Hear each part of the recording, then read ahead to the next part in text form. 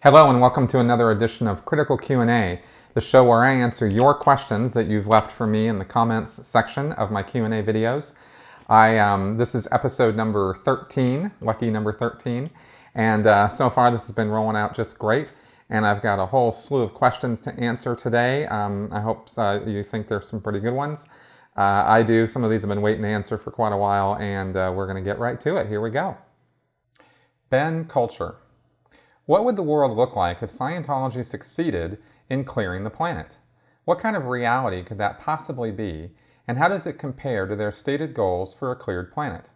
What do they claim they're going for, and what would really happen? What's the payoff? What happens if everyone alive is a Scientologist? The stated goals of Scientology are a world without insanity, war, or criminality, where honest men have rights and, people are free to rise to greater heights and that sort of thing. I don't remember the exact quote, but it's something along those lines.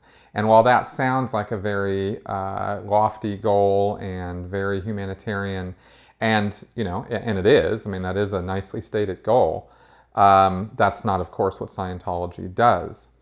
My problem with Scientology, and the problem I think that most people who come out of Scientology have after they start learning about it, is the duplicity and the dishonesty of it.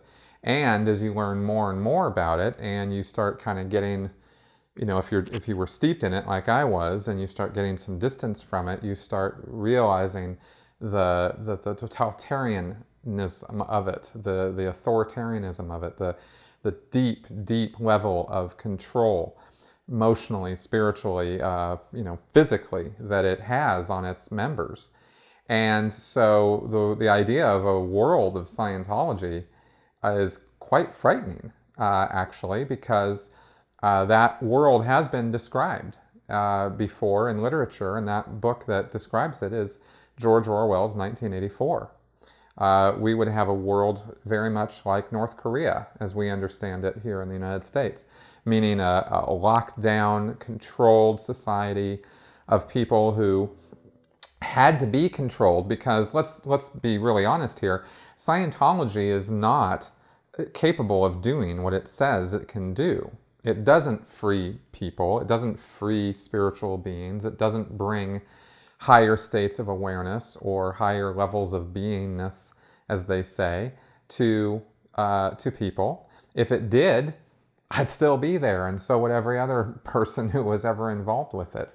It's not what it does. You find out while you're involved with it that it doesn't do those things, and you start complaining about that and criticizing it and saying, hey, there's something wrong here, you become the target.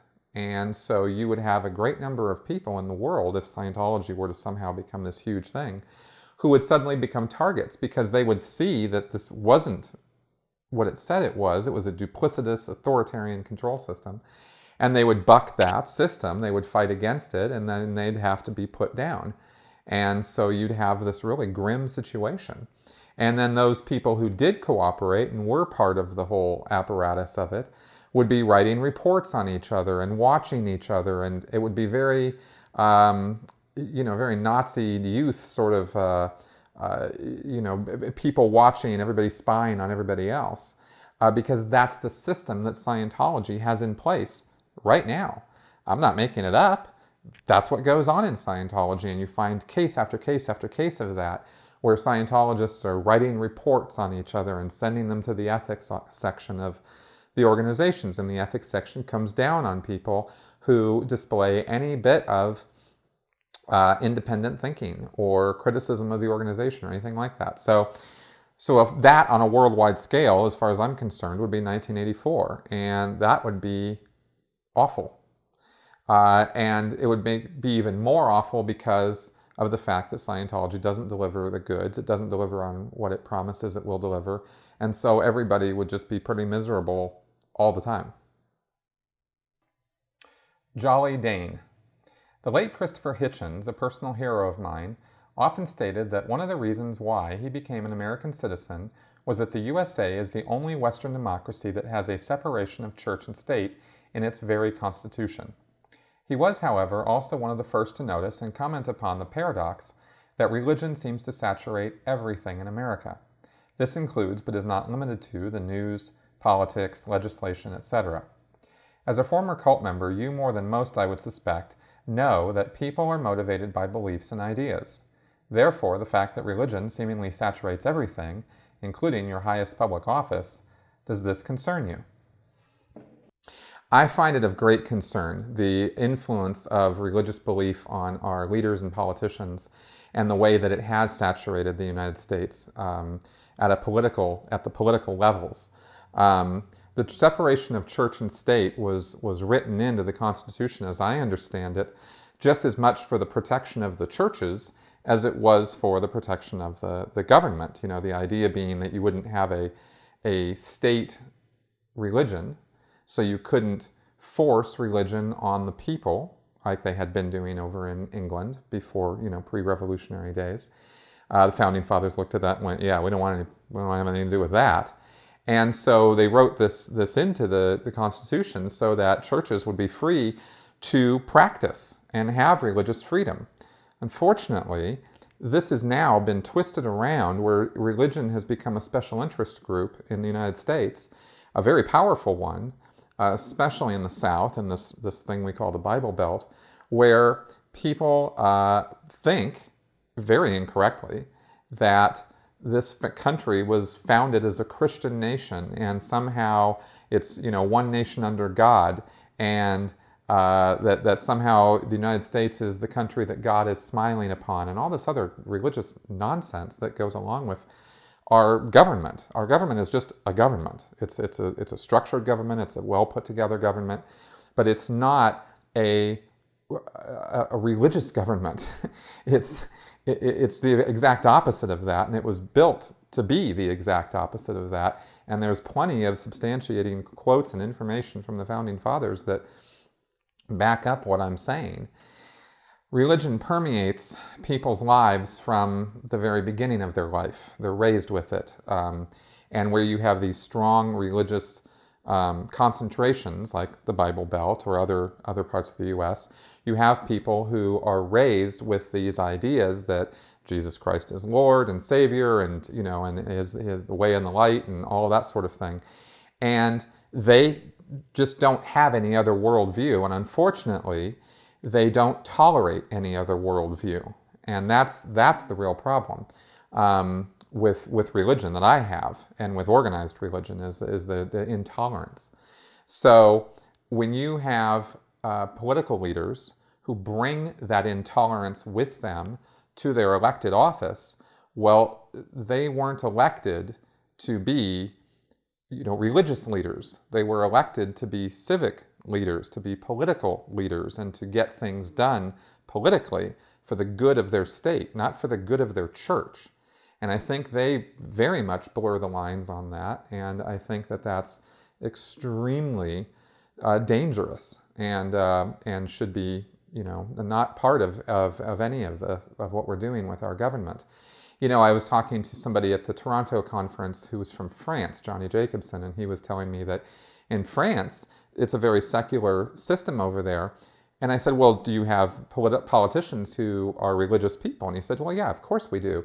But it's just bad manners to, you know, for a politician to go to a meeting and say, you know, may God bless this meeting or something, or God bless us or something like that. Everybody would just look at the guy and go, dude, you know, it'd just be bad manners to bring that into the political arena.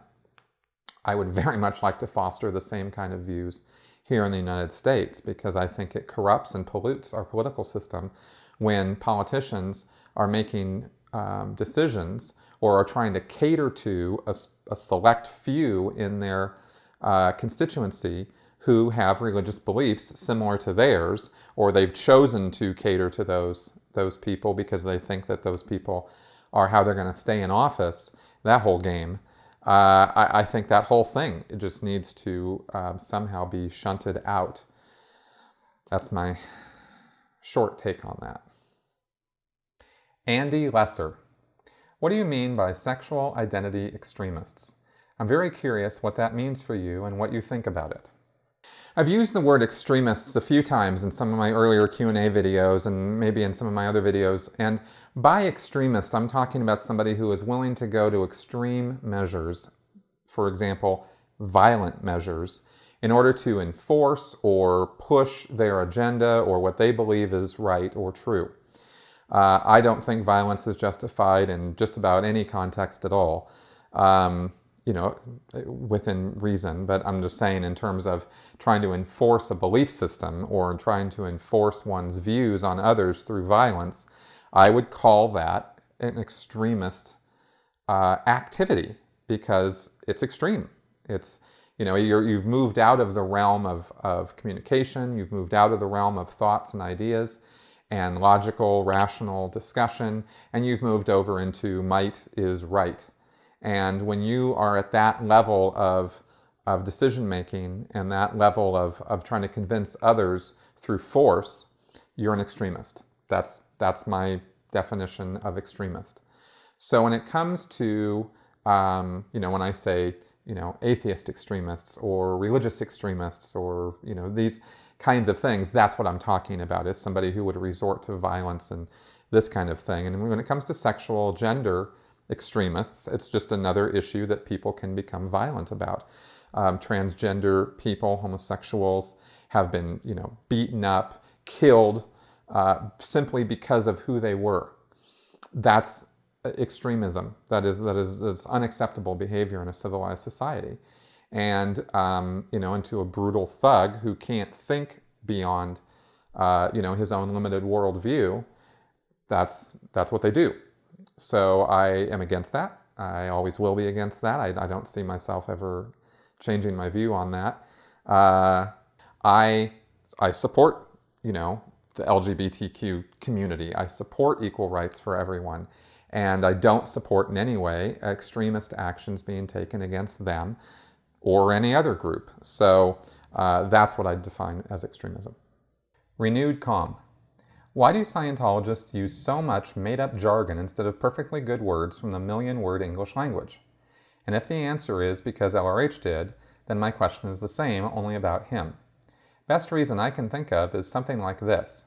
I've noticed that when authors write self-help, pop, psych, business motivation books, the content is often mindless fluff, filled with no new insight. To disguise that, they do something similar, by making up new names for concepts that have been around forever, sometimes creating so many names that they actually add a glossary in the back. Do you think Scientologists do that to distinguish the empty mess that is their message? I discussed in a recent video that I just put out about the pseudoscience and the purification rundown in Scientology. I discussed the importance of language when evaluating pseudoscientific claims or anybody's claims. Language is very important, and I think that when Hubbard first started on this path of writing Dianetics, which is filled with pseudoscience, and began, with the Dianetics work, and then that morphed into Scientology, I think he was using language and coming up with new words and phrases for exactly the reason you laid out, that he was trying to make it seem different and unique and special, and he, considered himself some kind of special scientist who had his own vocabulary to describe this new phenomena that nobody had ever had words for before, and he had to come up with these words like engram and reactive mind and secondary and lock and circuits and, taking English words and redefining them for specialty purposes so that he could seem like he had come up with something new and unique and different. I want to add to that, though, that as the subject progressed and it became more and more cult-like, in other words, more and more controlling and more authoritarian, I think that he added more and more words to it in order to lock people into a specific way of thinking, where, when you develop a special language amongst members of a cult group, then they seem different. They could start feeling like they know things that other mere mortals don't know.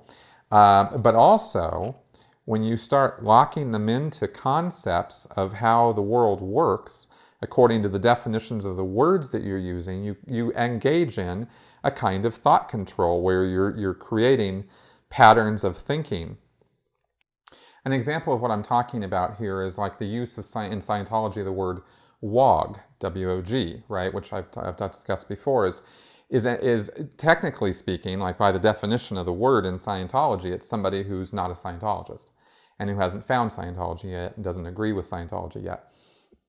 However, the way the word's used in Scientology, I mean, you could just say non-Scientologist. You could just say somebody who's not a Scientologist yet, they're a non-Scientologist. But you use the word WOG, and it's got these other connotations connected to it, the way Hubbard uses it and the way it's used as, it becomes a slang word in Scientology for a stupid person, for an aberrated person. Like aberrated is another Scientology word for somebody who's not thinking straight. And so a WOG is somebody who is, by the very definition of the idea, is somebody who doesn't think straight, is somebody who is mentally or spiritually or psychologically messed up because they haven't been treated and given Scientology yet and haven't seen the light. And so you get this, just with the use of this word, you automatically have developed in the minds of all Scientologists an us versus them attitude, right? Which the term non-Scientologist doesn't necessarily connotate any of that. It's just somebody who's never done Scientology or isn't in Scientology yet. But when you say WOG, oh, now, yeah, WOG, he's a WOG, right? That's an example of a way of instilling a thought pattern or thought process just with a word. There's all these associations that go along with it. And that's a control mechanism that a leader can use on his followers to get them thinking the way he wants them thinking. And that's why the terminology in Scientology is so important in Scientology, and that's why it's so important, as I've mentioned before, when you leave Scientology or get out of it, to flush that terminology out of your head, because there isn't anything in Scientology that you can't come up with other words for. And you find as you start doing that you are flushing some of those ideas out of your head too. And you become very thankful for that because you start seeing how damaging some of those ideas are and how they have created a mindset in you that is not a very tolerant, happy, mindset. So that's the importance of language in any cult situation. Mark Thomas. I live close to the Pasadena org and always wonder if I met a Scientologist, what question can I ask without offending them? How they are saving this sector of the universe? Or should I just leave it alone and smile as I walk by? I feel like I should say something to make them think for themselves, but I feel it's useless. Yeah, I've given this a lot of thought, and I don't know. There's no magic pill on this, that's for sure. There's no magic phrase or one-shot, un-Scientologist. It's more of the planting seeds. It's more of that sort of thing is how you get them to start tearing down the walls, is you're planting seeds, and those seeds grow and, start busting up the walls, the mental walls that they've built up, and they start seeing things through those walls. And ideas start creeping in, and that's sort of more the analogy that fits. It's family, it's friends, it's loved ones who are going to be more capable of having a more in-depth conversation with a Scientologist because they'll be more willing to listen to that person, and with their caring and love, they can get through to the person with whatever individually for that person is going to maybe have an effect on that person. I wrote an article about this actually called Converting the Converted, which is on my blog, and I talk about this, and my approach to it really hasn't changed much. I'm reading up more about this subject, and maybe in the future I'll have more to say about this, but for now it's really just, it's individual for each person as to what is going to mean something to them that you can communicate, and you gotta know the person in order to do that. So, I Heart Sydney. So did you not know that LRH was married more than once? What did you know about his private life when you were still in? I knew that LRH had had one earlier wife. I didn't know that he had two. I didn't know that he had, I didn't know he was a polygamist. I didn't know that he had not gotten divorced before he got married again. And I knew only basically what the church's official party lines were in regards to Hubbard's life. They've got this whole mythology worked out for his life, and that's what they feed Scientologists through a series of briefings and photo displays and these things called Ron magazines, which, tell a bunch of lies about the different aspects of his life. And, they throw these photos in there as evidence. But it's all just a bunch of balderdash, because when you get the actual facts and you see the records and everything, then it all falls to pieces. So, no, I did not know even a tiny fraction of what I know now. I did not know in the church. Scott Durham. Chris, my brother of reason. I love your efforts and appreciate that you take the time to do this right. I'm a huge fan. This has to be the weirdest question so far. What does Scientology smell like? I know that sounds silly, but at its best, football smells of fresh-cut grass and airborne chalk powder, maybe some stale beer in the stands and roasting hot dogs. At its worst, football smells like sweat, dirty socks, and dried blood. Can you give us the visceral and olfactory experience of both ends of the spectrum in regards to the culture of Scientology? Okay, yeah, this is one of the weirdest questions ever, but I'm going to take it up just for grins. At its best, I don't know, when you're all like happy and everything's all fluffy, butterflies and unicorns, I guess Scientology smells like cotton candy. It's wonderful, and gummy bears. But much more often, as I look back on Scientology, I describe the smell of Scientology as an antiseptic ammonia type of smell that's kind of covering up a putrid stench of decay and death. And that may be melodramatic, but that's kind of how I look back on it.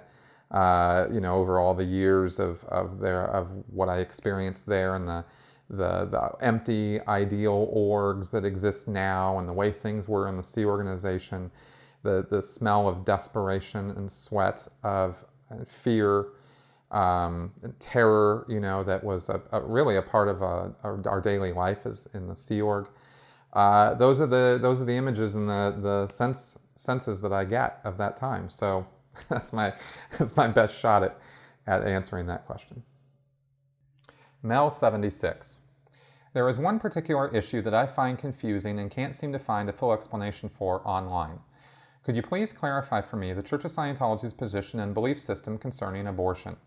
If L. Ron Hubbard stated in Dianetics that people could suffer considerable negative emotional fallout from the time when they were a fetus, caused by hearing their parents arguing, how can abortion or the strong consideration of abortion not also have substantial negative consequences for the fetus/person? When is the soul believed to enter a fetus in Scientology? If the soul is considered to be present from the point of conception, then what happens to the soul if the fetus is aborted? Do Scientologists believe the soul passes on to another fetus?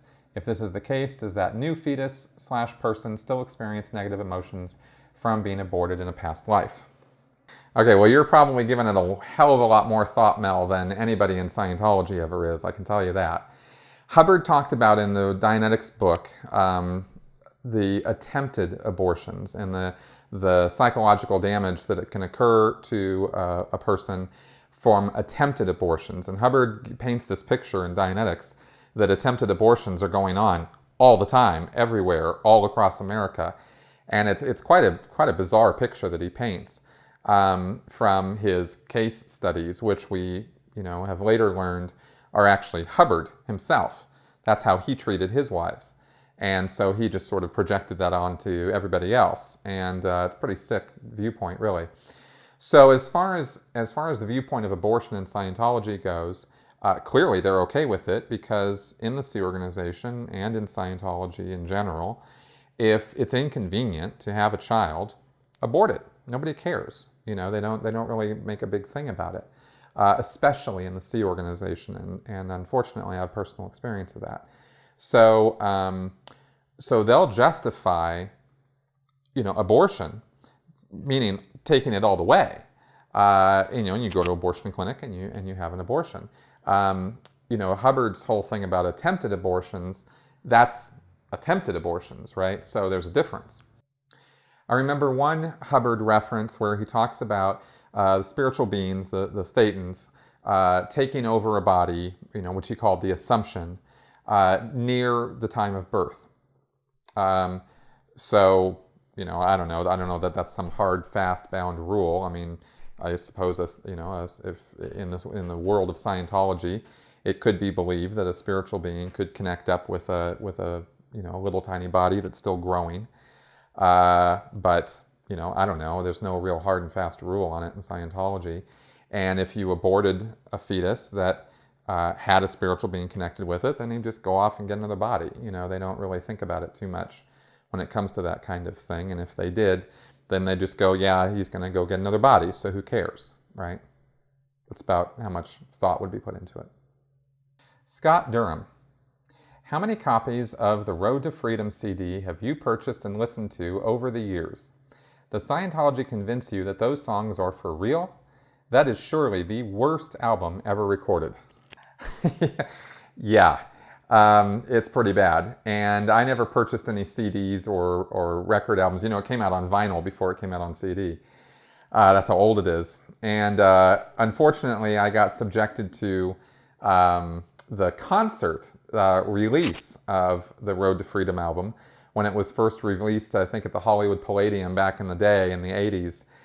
They sang all those songs live on stage, and they made a video of that, and they would play that video over and over and over and over in the reception area of all the churches. And so I've probably heard those songs thousands of times.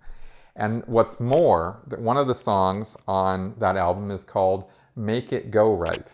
Make it go right. Ugh. That song was ordered to be listened to at musters, at lunch muster, every day for a year. We had to listen to that song every single day. It was awful. We had some people got into this little dance, and it was just ugh. And with that, we come to the close of our 13th episode of Critical Q&A. Thank you very much for watching. If you have any questions or comments about anything I've said here, feel free to leave them in the comments section of this video. I see everything, and even if I don't respond to all of it, I do see it, and I'm very, very interested in in what you think about what I'm doing here and what I'm saying in response to some of these questions and any other questions you have about anything. So feel free, and I look forward to seeing them, and I will see you again soon.